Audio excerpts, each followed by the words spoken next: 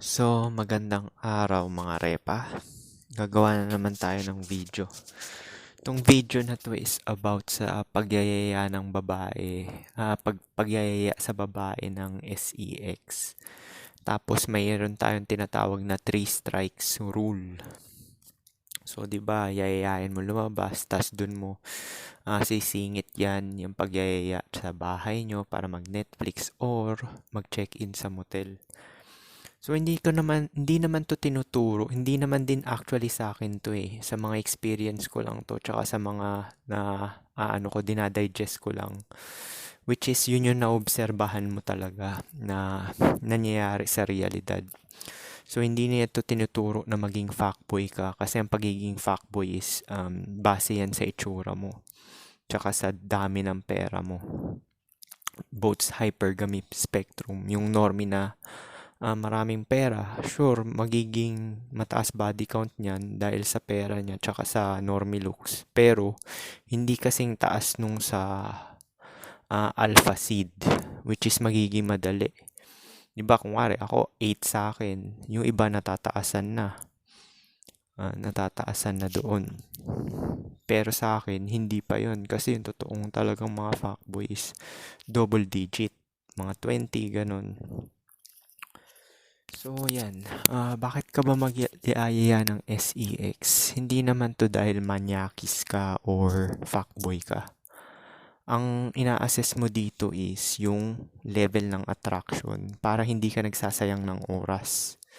So, kung yung babae is mapili talaga sila, ang mga lalaki naman is, ang strategy, iisa lang. Yayayain mo lang talaga para malaman mo na gusto ka talaga. Meron naman din babae na ibibigay nila yung SEX dahil habol nila sa'yo pera. Pero, pagka ganito is, ginagamit mo yung hypergamy niya para sa advantage mo. Which is, hindi maa-assess mo rin yan kung pera lang habol sa'yo. Which is, hindi mo siya papakasalan. So, sasabihin mo yun, sinasabi ko yun sa mga naging ex ko, wala akong balak magpakasal. So, kung genuine talaga yung desire talaga nila is magi-stay sila. Kung hindi, aalis sila. Sila rin mismo aalis eh. Kaya sinasabi ko sa iyo, ang ball laging nasa kanila. Tsaka pagiging flexible at realistic. So, 'di ba? Yan. Sa una, yayayain mo na yan na mag-check-in, ganyan. Lahat to applicable to sa lahat, sa pangit, sa sub 5 o tinatawag nila sub 5, normie or average looking or yung mga pogi. So, kahit pogi nare-reject rin, wag nyong i-twist yung mga ganitong kasi nga may kani-kanilang looks preference yung mga babae. So, unang pang-hook talaga is yung looks. So, kahit sa perception natin, pogi naman siya, kagaya ni Gumabaw.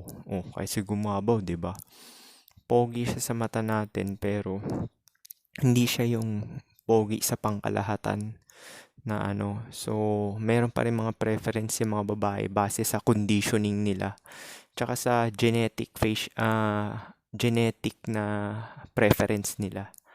Which is yung commonality na sinasabi ko. Kuwari, Filipino. Gusto lang ng mga Filipino is kapwa rin Pilipino. Kuwari, mga puti. Gusto lang din nila kapwa puti. Tribe. Tapos, kasi may commonality ng features ng muka, itsura ng ilong, ganyan. Color ng hair. Which is, dahil na-expose ka dito sa pang everyday life, na-adapt mo. So, na-influence yung preference mo, which is environmental din talaga. Meron din genetic, which is yun nga. So, halo-halong factor na rin yan. Bakit nag-lean towards yung mga babae sa certain looks. So, iba yung female gaze tsaka male gaze. So, yun. Yung 3 strikes rule na yan is, yun, sa unang labas nyo, isayayain mo na doon. Pero, papakiramdaman mo yung level of interest mo niya kung mayayaya mo siya, kung mapapasok mo yung ganyan. Alanganin mo yung kabubuhan na, tara, check-in na tayo, yung mga ganyan. Which is mata-turn off yung babae rin talaga. Kahit sabihin mong pogi ka pa. Yung wala kasing sense eh. Alam mo yung connection na tinatawag ng parang social skills, ganun. Walang connection. Kahit pa sabihin mong pogi ka, kasi pagka ganun, creepy rin yun kahit pogi ka. Kahit sabihin mong may halo effect ka, kasi mamaya baka killer ka or antisocial. Yung mayroon namang sense na sinasabi natin na ano, yung may sense na kuwari na nag-uusap kayo ganyan, nagkakapalagayan. Pag hindi nagkakapalagayan, wag mo na yayain, ibig sabihin low level interest. Mararamdaman mo naman din yan kasi ipaparamdam sa'yo ng babae yan kasi nga siya yung picker eh. Siya yung namimili, di ba? So malamang pag siya namimili, mapaparamdam niya sa'yo yung kung gusto ka niya, moderate, or um, ayaw ka niya. Yun lang naman yan eh. Wala naman kasing middle ground din yan eh. Either gusto ka niya or ayaw ka niya. Kaya nga sinasabi ko sa inyo na hindi nyo na papatagalin. Pag lumagpas ng 3 dates is i-cut nyo na. Kasi usually ganyan naman talaga yan eh. Dapat talaga yun yung mauuna, yung sexual attraction. Bago yung relationship kung ano man yan. Either short term man yan, fuck buddy, FWB, or long term. Mauuna talaga yung sexual attraction. Kasi yan yung ano eh, nagpapatagal ng relasyon talaga. Kasi attracted kayo sa isa't isa. So yan yung aalamin mo sa babae. Kaya mo siya niyayaya ng SEX. Hindi to sa pagiging bastos or fuck boy. Ang ina-assess mo dito is yung level of attraction niya. Which is ayaw mo magsayang ng oras tsaka panahon. Kasi pareho kayong may sinusunog na oras dito eh. So ayaw mo yung magagamit ka na ano. Kagaya ng sinabi ko sa inyo, pagka attracted talaga siya sa'yo is para, kuwari, syempre sa Pilipinas, di ba? Usually naman, mabibigla yan sila. Meron din ako mga ganun eh, mga nabibigla rin kasi niyaya mo agad. Pero, bibigyan ka nila ng assurance sa second. Sige, sa next nakita na lang. Tapos magko-contact kayo. Pagka ayaw ka niya is, wala nang contact yan. Mararamdaman mo naman yan eh. Pag naramdaman mo sa unang meetup na parang hindi ka talaga trip. Kasi yung gut instinct natin, totoo rin yan eh. Kasi interconnected nga tayo. So yung behavior ng tao is subconsciously yan lumalabas. Napapakita yan. Yung parang disinterest, ganyan. Makikita mo yan. Malalaman mo yan. Hindi nagsisinungaling yung gut instinct mo. So pagka ganun, wag mo na i-message. Pero kung may interest naman, tapos nagbigay ng assurance na sa second date, dun mo i-message. Nangyari na rin sa akin yun, yung mga unang date. Tapos parang na-assess ko, wala namang interest. So hindi ko na mini-message. So usually unang date lang, ganun lang. Pero pagka parang interested naman, may message ko pa. Tapos sabay, o kaya nag-promise na sa second date, mag-check-in. So parang ganun pa rin. Ang ina-assess mo kasi sa pagyayaya ng SEX is yung level of interest ng babae. Kung interesado talaga siya sa'yo. Para hindi nasasayang yung pera mo, oras mo. Tsaka hindi ka nagagamit. Nagagamit din lalaki kasi merong ibang mga nanliligaw ng mga 3 months, 4, 6 months. Meron nga 3 years.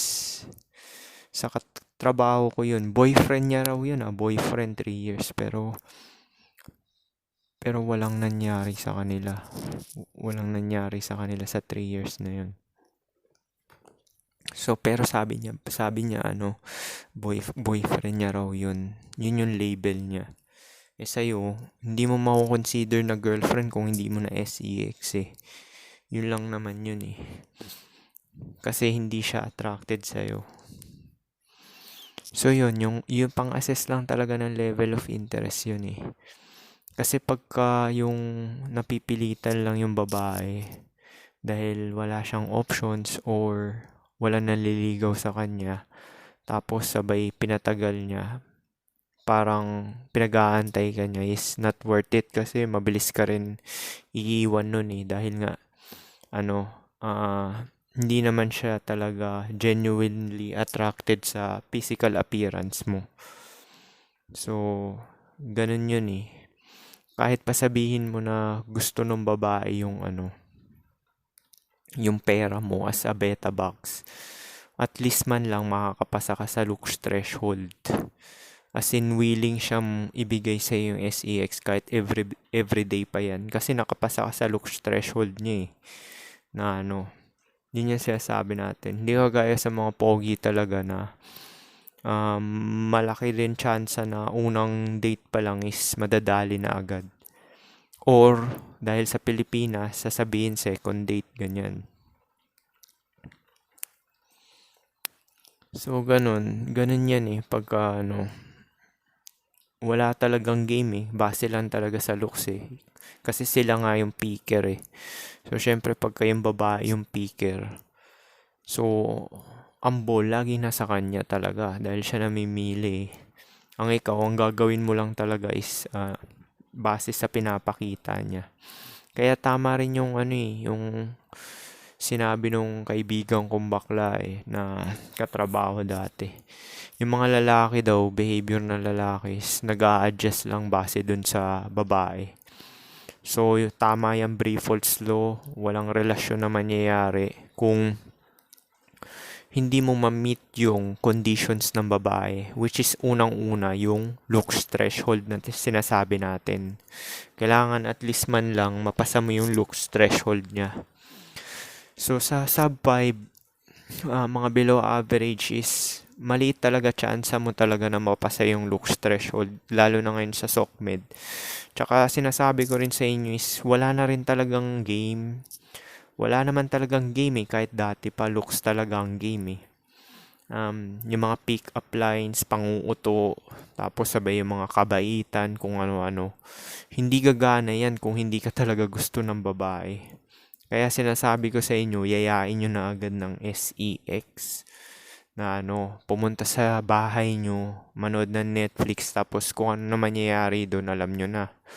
O kaya, sasabihin nyo, mag-sleepover tayo. Ako kasi direkta ako. Hindi ako kasi nga sinabi ko sa inyo, conceited ako, di ba? Direkta ako sinasabi ko, o tara, sleepover na tayo. O kaya punta tayo dyan, sa bahay namin, tapos sleepover ka dito. Pasosyalin nyo naman yung pagsalita ng wag yung tara sex tayo, SEX tayo. Turn off yon kasi squatter yung pagkasabi mo eh. Squatter yung pagkasabi mo. Sabihin mo na lang check. Saan tayo? Check-in. Yun kasi yung linyahan ko sa akin lang yun wag nyong gayahin. Sa akin lang yun. Saan tayo? Check-in tayo. Ganyan. Check-in, di ba? Check-in. Di masagwa pakinggan, di ba? O kaya, neto lately, sinasabi ko na sleepover. Kasi, alam mo na, westernized na, di ba? Sleepover na. Baka yung iba, sabihin, tara, SX na tayo. Magaspang. Yung word na yun, para nakaka-degrade, di ba? Marinig pa lang ng babaeng, kahit pogi ka, promise, kahit pogi ka. Di ba, binibreak nila yung rules sa mga pogi? Ang breaking lang naman ng rules is yung unang date na makikipag-SEX sa'yo. Pero, pagka yung parang, yung mga pinagsasabi mo is hindi nagja-jibe, parang hindi naaangkop talaga sa sitwasyon is, kahit sino yan, kahit sabihin mo pang sila sa soberano ka or medyo rin talaga yan. Matu-turn off tao. Kasi may something, parang disconnected, ganun. Parang, ano ba to? Baliw ba to? Or something. So, yun yung sinasabi ko sa inyo. Dapat, hindi siya yung parang wala sa hulog. Yung sensible naman yung pagyayaya nyo. So, ganun nga. Tapos yun nga, sa una pa lang, di ba syempre 3 dates yan. So, minimal investment at minimal effort lang. As much as possible is kung mayaya mo siya sa inyo, kung may sarili kang apartment na sa'yo lang, wala ang mga parents, ganyan, mas safe yon. Or, Kung nakatira ka sa parents mo at adult ka na, mag-check-in na lang talaga kayo or sleep over. Kasi pangit yung dadalhin mo sa parents mo yung babae tapos para mabababoy yung bahay. Parang yun din yung kasabihan, 'di ba? Para mabababoy daw yung bahay. Kaya hindi ko rin ginagawa yun. Tsaka pinoprotektahan ko rin yung mga tao sa paligid ko. Kuwari, malay mo yun na nagkagusto sa akin. Parasite pala, bipolar. Siyempre, blackmail ka niyan. Maninira ng gamit, tapos kung ano-anong gagawin yan. So, isa pa pala yun. Hindi porket na naging girlfriend mo yan is papakasalan mo na yan or sasamahan mo ng habang buhay. Kaya assess mo pa rin yan kung family history, background niya, kung broken family sila. Kasi pagka broken family yan or anak ng single mother, is mababatingin yan sa lalaki. Usually mga broken family na babae is mababatingin sa lalaki. Pero hindi ko nilalahat yun Meron ding talagang lalaki na abusive din talaga at gago. Kasi kampante na naanakan na nila na marami yung babae or ano. So, depende pa rin yan. Pero, yun nga, humiwalay na siya. Ibig sabihin, may self-respect din yung babae kasi humiwalay na siya dun sa abusive eh. Pero kung nag-i-stay pa is, ay, hindi mo magiging girlfriend yan. Sa bagay, di ba? So, yun nga. Kaya mo siya inis para sa level of interest. Para wala kang nasasayang na oras. Tsaka effort. Na-experience ko na rin na ganun na hindi pala ako gusto. Pero, ang gusto niya yung kaibigan ko. Pero may spark yung mata niya. Kasi nga, ginagawa ka niyang entertainment. Sa panahon ko yun. Ngayon kasi wala na talagang game kasi social media age na eh. Hindi na makikipag-meet ang babae kung hindi talaga siya attracted sa'yo. Or hindi mo mapasa yung looks threshold. Which is napakahirap ngayon. Dahil sa dating apps tsaka sa social media age. Marami sila nakikita mga TikTok influencer na pretty boy. Mga pogi. Tapos yung may mga gym brother pa natin na average looking pero magaganda katawan, isa pa rin yun, kalaban din yun. Kahit na normie yung mukha nun, nababawi sa katawan. Totoo rin yan totoo rin yan. So, ang dami talagang nagko-compete. Actually, kahit di sila mag-compete yung brainwashing lang na nakikita ng babae everyday is naha-hypersexualize. Tawag dun hypersexualization, di ba? Parang nagiging common na. Kaya tumataas yung standard, naghahanap sila ng mga unique face. Unique looking face. Parang ganun. Kasi nga nagiging common na. So tumataas yung standard ng babae. Mga gaya ng mga nag-gym. Tapos yung mga nagmi-mewing, yung mga ganyan. Pero yun nga, gagawin mo pa rin to. Kasi double to eh. Pag nagse-self-improve ka kasi, sakop mo lahat. Nagse-self-improve ka para sa sarili mo at the same time is nagbe-benefit ka rin dito. Kagaya ng money maxing, kala mo lang para sa sarili, para pang babae yun. Nagpipera ka lang. Cope lang yan, cope. Papera ka lang naman para sa ano. Hindi. Siyempre, isipin mo yung security mo rin pa. Sooner or later, pagtanda mo, ipipani rin ng lalaki yan ng ano. Tapos yung respect din sa mga colleagues mo, tsaka yung mga taong nakapaligid sa'yo. Siyempre, kailangan magmukha kang presentable at malinis. Yun lang naman yun eh.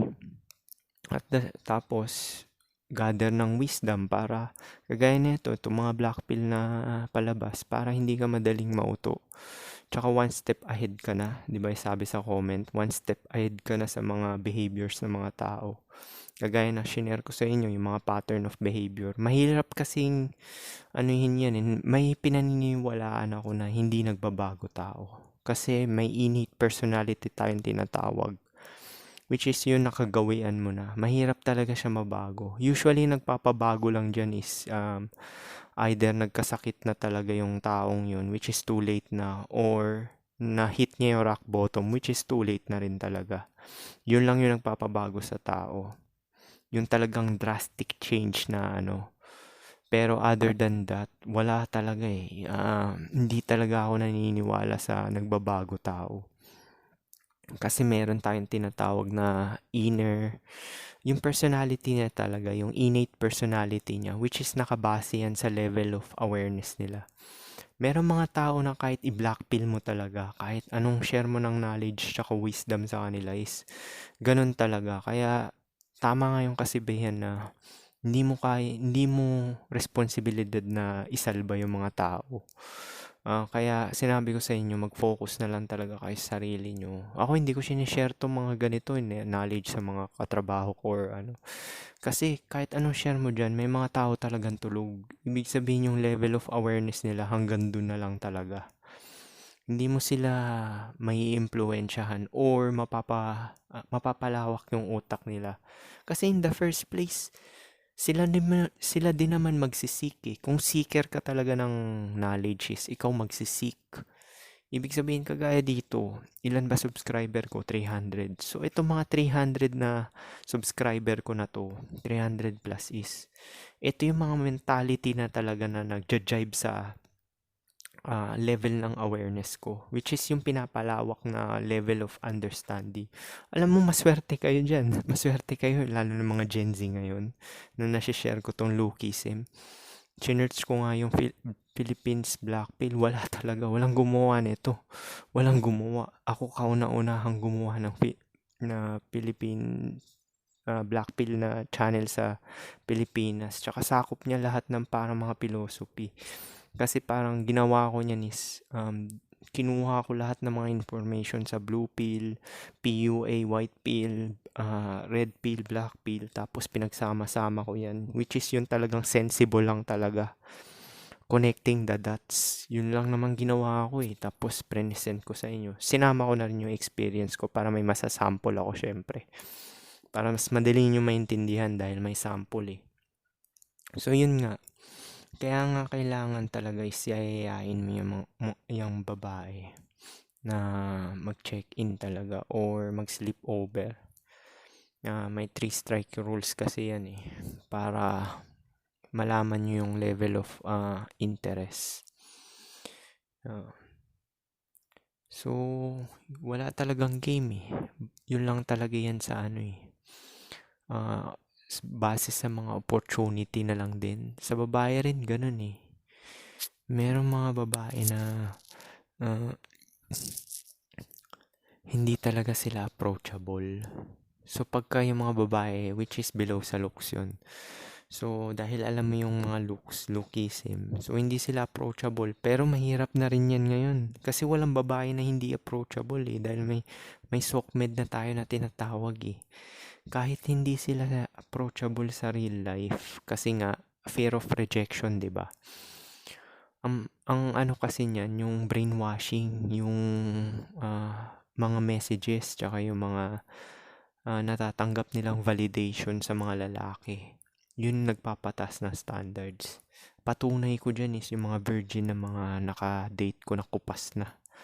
29, dalawang 29, isang 31, tsaka isang yung 37. Hindi ko nakadate yung 37 pero pinakita ko lang yung picture ko, hindi na ako pumasa agad.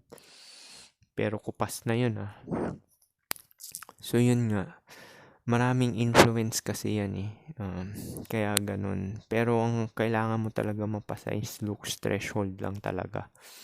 Kaya magpo-focus ka talaga sa self-improvement para sa overall. Kasi yun lang naman yun magagawa mo talaga eh. Hindi lang naman to sa pambababae. Kasi another anong tawag dito? Ang main focus kasi ng black pill is survival and procreation. Yung iba kasi nakafocus sa procreation, nalilimutan nila yung survival. which is ano rin yan, connected din yan sa lookism, di ba? So kaya dapat mo talaga mag-improve para sa sarili mo kasi ang main purpose lang naman ng life is survival and procreation. Oo nga, kung sub-5 ka, mali chance mo makaprocreate talaga. At paghihirapan mo, which is realistically, ganun talaga mangyayari. So, pag may black pill knowledge ka, matatanggap mo yung sitwasyon mo na, pangit ako eh. So, kailangan kong pumera kung gusto ko mag-procreate. O kung gusto kong mag-cope, mag-pro na lang ako, mag-prostitute. Siyempre, realistic ka na lang kung pangit ka, di ba? Eh kung normie ka, gagana yung social circle kasi may mugging tayong tinatawag, di ba? So, si Boy Tapang, normie yung itsura ng lalaki na yun, pero nakita mo yung mga kasama niya na ibang lalaki. Namag niya yung mga yun, namag niya yung mga lalaki na kasama niya. So, kahit normie ka, may tinatawag tayong mugging. Ibig sabihin, sa mga social circle, sa kaklase, sa katrabaho, yung mukha mo yung nangingibabaw sa looks department, kaya ganun. Tapos, doon na papasok yung, papasa na tong normie na to, pero naka STEM Max. Gumagana rin yung STEM Max. Marami kasi ibang fatalistic na mga tao na pangit ako, over na, game over na. Normie ako, game over na. Nalimutan nila yung side ng na survival. Which is, yun talaga purpose ng buhay. So, kesyo sa ayaw at gusto mo, magse-self-improve ka rin talaga para sa survival mo. Gusto mo ba hindi ka mag-aayos tapos napakahirap ng daan mo, walang nagtitiwala sa'yo? Kasi yung itsura mo hindi presentable at malinis, hindi ka respeto. Gusto mo ba ganun? Kaya nga yung mga alam din ng mga pangit na iba yan, nagpapapogi pa rin sila. Kasi alam nila na kahit papaano, marirespeto sila. Kuwari sub 5 ka, ginawa mo yung best effort na magmukhang presentable at malinis. So, yung treatment sa'yo, medyo aangat din, magiging formal. Hindi lalo na pagka sa trabaho, at least may kaplastikan tayo na tinatawag. Although kahit kaplastikan siya, dahil alam mo naman pangit ka eh. Dahil pag pangit is laging horn effect yan. Pero at least kaplastikan, hindi ka na di-disrespect. Yun yung sinasabi ko sa'yo. Alam naman natin na usually naman sa trabaho is formal lang yan. Meaning is kaplastikan lang dahil for the sake of formality, tsaka jibe lang kayo dun sa sa workplace. So usually gano'n naman talaga yun sa workplace eh. So yun nga. Yun lang siguro. Ilang minuto na ba to? Wala talagang game eh. Kailangan talaga hiyain mo lang talaga agad eh. Para hindi ka nagsasayang ng oras tsaka pera. Tsaka hindi ka nagagamit. Kasi game over na eh. Ginawa mo yung best effort mo para maging presentable at malinis. The rest is siya na bahala. Yun yung tinatawag natin pagiging flexible at realistic.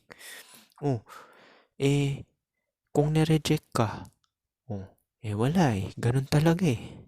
Wala kang magagawa. Kasi nga, Bree-Foltz law eh. Ang nagsiset ng condition tsaka standard, babae, walang relasyon mangyayari kung kahit pa yung one night stand, FWB. Sa babae yan, actually mas mahirap nga yung yung ball nasa babae. Kasi biruin mo, ikaw yung picker.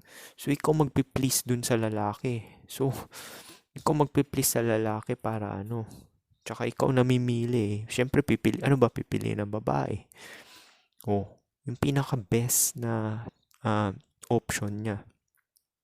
Yung pinaka-best na option niya dun sa both spectrum, which is sa alpha seed or alpha fox or sa beta box, beta needs.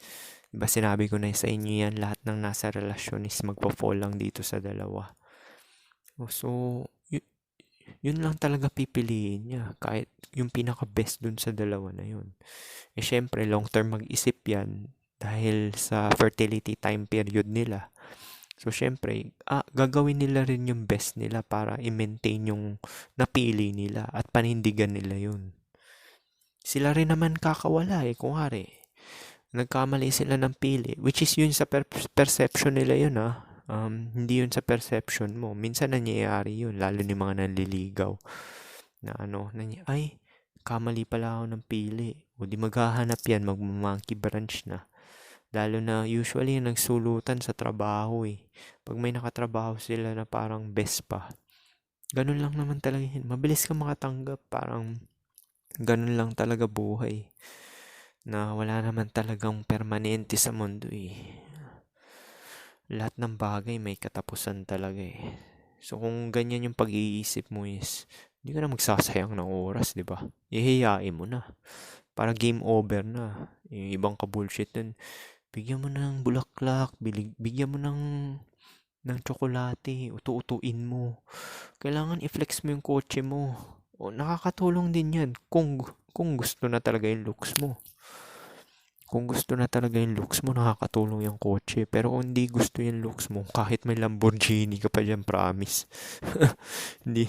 Pwede mo magamit yan pang prostitute. Yung Lamborghini mo. Pero yung sinasabi ko na talagang magugustuhan ka, hindi. Kasi isa lang yan. Ito lang lagi nyo tatandaan sa babae. Either gusto ka niya or hindi. Either gusto ka niya or hindi. Yun lang naman yan eh. Walang middle ground na, magugustuhan ko ta sooner or later. Kaya nga yayayain mo na agad eh, para game over na eh. Alam na rin to, social media age na ngayon eh. Wala na nga game eh. Mga pick-up line na panguto. Ang ganda-ganda mo naman, cute mo. Wala na, hindi na over yan. Dapat, alam rin nila yan. Kaya nga makikipag-meet na lang talaga sila dun sa gusto nilang lalaki. Kasi alam na nila na may mangyayari na afterwards nun. Which is mahirap na mangyari yung na ngayon yan sa Gen Z tsaka sa social media age. Dahil sa taas ng hypergamy nila. Hypergamy standards. So, paano? Kaya nga sinabi ko sa inyo eh, game over na talaga sa 25 pataas. Kasi unang-una, mataas na body count niya.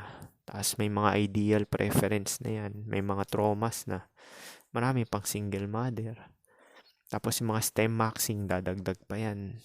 Strong independent women. Sa totoo, strong independent sa traditional role. Ayaw na nila mapilitan, magpatali sa normy na hindi naman talaga nila gusto. So, lahat talaga nakapattern sa hypergamy ng babae ngayon. Sa mating choice nila. Kasi sockmid eh. Sockmid na talaga, wala kang magagawa eh. Yung mga sinasabi nila na lalaki na hindi na raw nag-a-approach. Yung mga sinasabi nila lalaki na hindi na nag-a-approach. Kaya naman hindi na nag-a-approach dahil alam naman nila na mare-reject sila eh. Kasi sa dating apps pa lang is na-experience na nila yon na hindi sila nasa swipe sa mabablockpill talaga sila. So, dun pa lang talaga, hindi naman nasaid yung gas tank mo nun. Nasaid siya in the, di ba sinasabi sa red pill, nasaid nga siya dahil sa mga rejection. Pero sa real life is ganun din talaga. Kaya hindi ka na mag-a-approach. Ang approach mo na lang is yung mga nag-o-orbit sa'yo. Tsaka nagbibigay talaga ng interest. Hindi rin sigurado na na gusto ko talaga na nag-orbit sa'yo. Malay mo may pakay lang sa'yo. Naging mabait lang siya dahil mangungopya, magpapagawa ng assignments, or kung ano-ano pa man yan. Meron mga ganun eh, na gagamitin lang yung mga kaya siya umu-orbit kasi may pakay. So, kaya mas magandang gawin is dediretsahin mo na. Yayayain mo na talaga para game over na talaga. Tapos pagka nireject ka na, sasabihin sa'yo, friends na lang tayo. Huwag ka papayag. Sabihin mo, syempre pag friends, kumari lang yan. Kasi dun ka na talaga niya, nilagay sa category na yun. Kasi yung mga babae, either gusto ko lang talaga niyan or hindi. Yun lang talaga eh. Pero para malaman mo yan, di ba sinabi ko na nga sa inyo, lalo na pag normie ka, yung mga yakap-yakap, ganyan, ako, Hindi ko basehan yan. Dati ko pa sinabi sa inyo to eh. Yung mga yakap-yakap na yan. Kahit halikan ka pa sa pisngi eh. Oo, inalikan ka niya sa pisngi dahil gusto niya itsura mo eh. Pero, ang tanong, may kipag-sex ba siya sa'yo? Yun lang naman yun eh. Kasi dun mo magigauge talaga yung level of interest niya. Eh pagka nakipag-sex siya, high level of interest yun. Kasi binigay niya sa iyo eh. Eh yung iba nga nagpapa-beta box pa para lang doon, 'di ba? Eh yun din naman endpoint. Hindi mag-pro ka na lang when nag-beta box ka pa. Yung mag-pro ka na lang sana, hindi naman din nalalayo. Kaya nga minumulat ko na kayo about dito sa Lookism. Actually, hindi na rin bago tong informasyon na to. Alam nyo na to simula ng bata kayo. Ah, marami lang kasi talagang beta conditioning na mga palabas. Kaya ganyan. Tsaka yung mga tao sa paligid nyo, yung mga nagsusul-sul-sul-sul para mag-fail ka talaga sa buhay. May mga ganyan tao talaga eh, yung mga parang hindi porket gumana sa yan dati is gagana na yan ngayon dahil nagbabago nga eh, 'di ba? Kailangan marunong kang mag-adapt. Eh ako nga millennial ako eh. Naka-catch up ko na nga yung mga wala naman din ganong pagbabago, ganun pa rin naman kagaya ng dati. Pero yung meron talaga mga blue pill condition talaga manligaw ka ganyan. Ibiruin mo tumanda-tanda na sila, ganun pa rin ginagawa nila, nanliligaw sila kasi pinuproof talaga nila everyday. Yan talaga yung panoorin niyo yung yung 50 first date ba yun? 50 first dates. Yun, yung parang everyday na liligawan mo yung babae kasi nga hindi ka naman talaga gusto. Tapos, ang malupit pa no, nagkaka-amnesia siya everyday. Hindi ka niya kilala. Hindi ka niya kilala, di ba? Ganun yun. Kaya mas maganda talaga iiyakin mo na para game over na tapos na yung laban. Di, hindi mo na, hindi mo na kailangan mag-simp o mag-invest ng oras or effort. Actually, nakakawalang gana nga eh. Pagka malalaman mo yun, mawawalan ka rin ng gana eh. So, paano yun lang siguro, peace.